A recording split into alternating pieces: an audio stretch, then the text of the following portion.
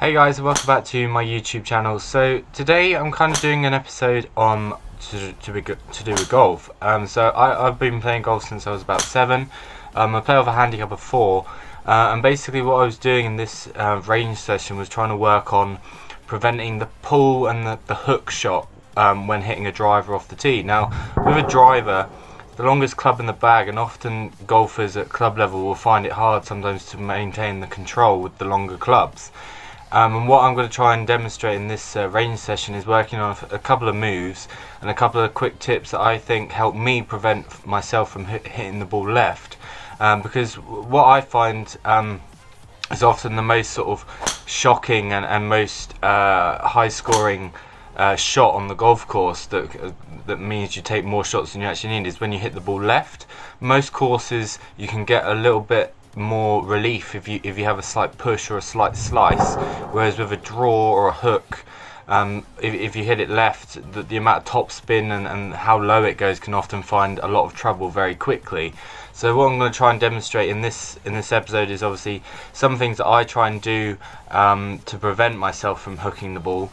I've thrown in my good shots, and I've also thrown in some of my bad shots to try and show you the difference between the sort of shots that I hit. And there's basically 3 sort of tips that I want to work on, what I was working on in this episode and in this range session. And what I find is the key to my golf swing is tempo. And often I find myself, when I record myself, the good shots come when I get a nice full shoulder turn. As you can see in these clips, you can see my body is fully turning around my right knee. There's no body sway, but I get to the top of the golf swing. And whilst these clips are kind of at normal speed, the shots that are in slow motion, you can almost see that when I get to the top of the swing, there's a very, very slight pause. And in all honesty, if I was being critical of myself, I'd like to see a little bit more of a pause at the top of the golf swing. Because what I find is when I start getting a bit quick and trying to hit from the top of the swing, it means that the sequence and the timing of the body movements back towards the ball can often basically they don't move in the right order. And when the body starts moving in the wrong direction, in the wrong sequence of order, in terms of the hips turning back, the shoulders turning back through the ball, and the hands passively hitting through the shot. If, for instance, one of the kind of biggest reasons why people pull shots is instead of clearing their hips first, what they do is they move their body and their shoulders back through the ball first, and it almost becomes a shot where their left side is, with their shoulders, is further turned through the ball than the rest of their body. So this clip here right now is showing the kind of the takeaway. It's a one-piece takeaway, which basically means it keeps the angle of the club address, and you can see I get to the top there and there's a very, very slight pause, but this was one of my better shots, and you can see how once I got to the top, there was a very noticeable movement with my left knee, and that is basically the sort of sequence that brings the hips through the ball first, because once you clear the hips, it allows the club to just fall back down into the same position you took it away from. By clearing the hips first, it also naturally starts to bring the shoulders through the ball. As you start clearing your left side and bring the hips back towards the target, it naturally brings your left side and your left shoulder back towards the target, and that is the correct sequence of events. It's the hips that move first, which basically then starts the sequence of the rest of the downswing. If in some of the shots you might see that my left shoulder moves first, and those are often the shots that end up being pulled left or end up hooking. So that's kind of the one tip I'd say to you guys, is to make sure that you can try and slow your swing right down, because you don't generate any power from the backswing. That's kind of just setting the club. The best power and the most longest hitters on the professional tour are actually the people that can get the sequence of their events on their body on the downswing in the correct order, but moving together as one. If you start having things move in the wrong order, you often lose power, and you often lose accuracy and consistency in the strike. So that's one tip I'd say for you guys to do, is to make sure you can try and increase and work on the tempo of the swing, allowing yourself to swing to the top, having a slight pause, maybe a second, half a second to a second, so it should almost feel like you've stopped at the top of the golf swing. It kind of just sets yourself to allow the body to then actually move in the correct sequence. The shots that I hit most left, it's very noticeable that I've not allowed myself to get to the top of the swing, and so I'm almost trying to complete the downswing before I've even completed my backswing. So that's the first tip. The second tip is kind of the idea of the swing plane is basically allowing the club to move on a plane that takes the club to the top of the swing and then delivers it straight back down squarely as you addressed it. So what you can see in this clip, I'm trying to work on that, and essentially you don't want to have too much of a swing plane that's an out to in or an in to out. So you're trying to basically deliver it on a straight plane around your hips, and you can see there that my hands are coming into the ball squarely as almost as they were addressed, and that is the idea that I'm trying to talk to you guys about here, is keeping the swing plane the same. And whilst you can have some shots you can have the swing plane the same, but sometimes the hands can also manipulate the shot. So whilst you may be swinging on a straight swing plane, sometimes people at the ball, they sometimes turn their hands over, or sometimes they forget to almost square them up at impact, and that can result in either the shot going left if they turn their hands over. So in this slow-mo clip you can see that my hands try and stay as passive as possible, and sometimes the manipulation of the hands has come from a fault that's that is earlier on in the swing, and sometimes because people forget to clear their hips, because the hips are in the way, the only way they feel they can actually get to the ball at impact is by either manipulating it, and that is something that I sometimes do. Is if I forget to clear my hips, often I try and flick at the ball, because it's the only way that I feel I can actually get to the ball, and it's something that's you don't actually know you're doing until you actually watch it in slow motion or watch it on a video. So essentially the combination of the tips that I'm talking about is a progression towards the club actually hitting the ball. So by allowing yourself to pause at the top and getting that full shoulder turn, you can actually get the club in the right position. It then creates a sequence of the body turning back towards the ball, which then also eradicates mostly this problem at impact, which is where if your hips are in the way, or you've turned your body too far to the left, sometimes your hands try and make up for it, and that's when you can get inconsistent shots. So you might have felt that you were going to pull the shot, but you've actually hit a slice or a shank, and that's because your body's actually just turned so far left that your hands are then trying to compensate, and often that can then result in another shot coming out of the shot that you didn't actually think could happen. So that's the second tip. Is basically there's a follow-on from the first tip, which is to pause, but the second tip is basically to allow your body to turn back towards the target and to almost feel that it's the shoulders that deliver the club to the ball and not the hands. The hands really shouldn't move at all from the address position all the way through the ball.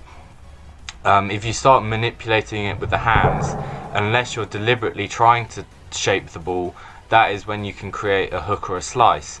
The third tip, which I think is the clips that are going to be coming up soon, which will be from, I think this is where I'll be the camera is standing directly behind me and then quite close to me, is just essentially just trying to create a balanced finish. And it kind of goes on from that point I was saying about turning too far left. If you start feeling you've turned too far left, often you can feel off balance through the shot, and when you get into your final finishing position you can almost feel like you've fallen over slightly, or you've almost kind of come over the top of the ball, like a tennis shot, like a tennis forehand. That is the only way I could kind of describe it to you. And in these clips here you'll see that I have a good solid stance. There's no deliberate attempt to be on one foot or the other. The weight is slightly on the toes, which is what most people recommend. There's the full shoulder turn. The left arm is stayed extended, and you can see there's almost a little pause there. Well, actually this is the clip where I'm trying to work on that position. So this is the positioning at the top. That right elbow is tucked in as close to the body as possible, and that again almost keeps the body and the arms attached. And if you start feeling that in your swing your body and your arms are very free and that they don't move in a very connected way, that is often another swing fault which can cause a hook or a slice, because if the arms are able to move as freely as they are, that just is another way of manipulating the ball without you really realizing. And when you actually are swinging, obviously this is in kind of slow mode right now, but when you're actually going at a shot, you're going full speed, and it's often very hard to compensate in the correct manner because of the amount of time an actual golf swing takes to complete. Is normally about 2-3 seconds, which is often not enough time to actually correct it. It's only until you see it on the video that you can then actually see what's going wrong. So I think these are going to be another couple of clips. This one's in slow motion, which I think is just to kind of show you the correct sequence of events. So you can see as I said before, I'm standing at the ball in a solid foundation. The arms are moving back, and as I move the arms back, the shoulders turn fully to the target. There's a little pause there, and then the left knee moves, the hands stay the same throughout the shot, and I finish into and a balanced position. That is kind of the best positioning when I feel like your weight is now moved from the right side back onto your left. That's where the power comes from. But also finishing on your left side generally means that the body is moved in the right sequence of events and the right sequence. And so this is a couple of shots I think now in normal speed to kind of show you what it looks like in full speed. Here again is another slow-mo of the swing. So you can see it gets to the top, the left knee moves, my hands stay passive through the ball, I transfer all my weight onto my left side, and that's how I finish on with my belt and my torso facing the target, and I don't look like I've fallen over at all. That is one of the things you can get a lot from the pros, is you can see every good shot they hit, they can get that full follow through and that nice looking through swing, and that's why they often hold the finish, because they've actually hit a good shot. And it means that they finished in a very balanced position. So again, here's another slow-mo of the shot. So the left knee moves, the hips are clearing, the hands stay through the ball, the body is now transferred onto that left side, and again I finished in a full finished position. So I think the next couple of clips coming up will be the shots in full speed. Again, there will be a few other slow-mos, but I think there's going to be a couple of different angles which might give you a bit of a different perspective of how the golf swing works. So the other thing is you'll be able to tell on the good shots, you can hear the strike. See, that was a very poor shot, and I can tell because I got very quick from the top. And when I get quick from the top, what my hands try and do is they try and compensate, and they try and catch up. And sometimes I often catch up by turning my hands over. So there's a couple of bad shots in there to kind of show you the difference between the good shots and the bad shots. And what I would say the most noticeable difference for me in terms of my bad shots is the tempo of the swing. My bad shots often come from when I've tried to hit the ball too hard, and that's kind of a problem that most club golfers have, is they try and hit the ball too hard from the wrong position of the swing.